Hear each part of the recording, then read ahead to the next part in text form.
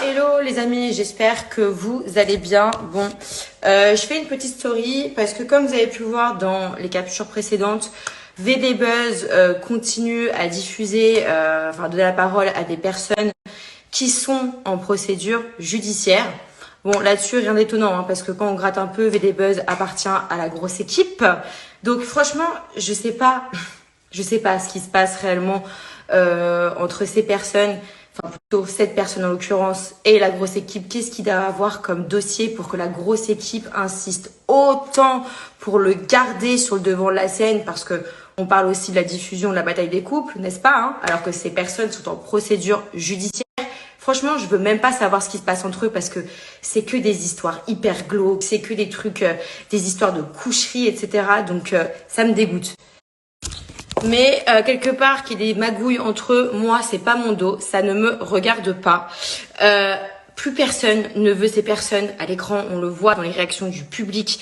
Je parle pas de l'exemple, mais tellement navrant qu'on montre aux gamins et aux gamines de montrer une femme se faire parler comme si c'était excusez-moi de mon terme, mais une grosse merde quoi, par son mec, et montrer ça à l'écran en disant, en faisant sous-entendre que c'est normal.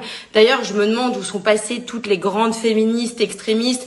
Pourquoi on les entend pas parler quand on voit ce genre de scène où vraiment c'est de la misogynie à l'état pur. Oh, on est en 2021 les gars.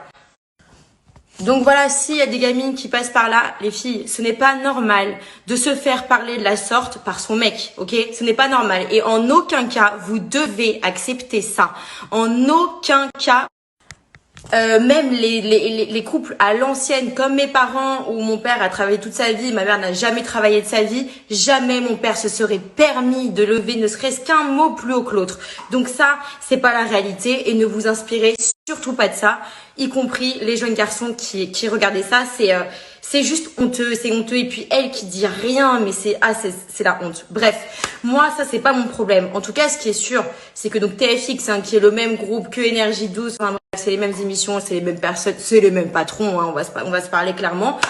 Ce document-là est réel. Oui, contrairement au document que Aquababe a fait circuler sur la plainte, ça a été confirmé par mes avocats, ce document est totalement fake.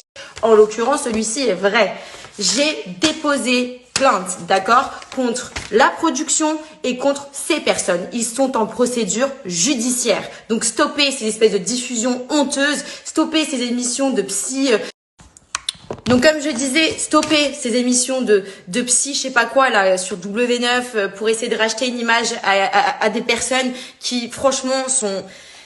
Bref, je peux pas m'étaler sur le sujet parce que justement je suis en procédure judiciaire, mais c'est la honte quoi. C'est vraiment la honte de faire ça. Nous avons toutes refusé un arrangement financier pour aller jusqu'au bout, pour que justement il n'y ait plus d'exemples de harcèlement qui est diffusé à la télévision et qui fera des ravages dans les écoles, et pour qu'il n'y ait plus non plus de scènes de misogynie dégueulasse comme on le voit en ce moment. Et VD Buzz avec leurs interviews, je vous rappelle quand même qu'ils continuent à diffuser des interviews avec des candidats qui continuent de m'insulter pendant que j'étais en train de me plaindre de harcèlement, et des interviews où ils sont en train de dire à des mecs: alors c'est qui la plus bonne? C'est Stéphanie ou c'est Josiane? Qui a les plus gros nichons? Oh stop, on est en 2021 les gars, réveillez-vous.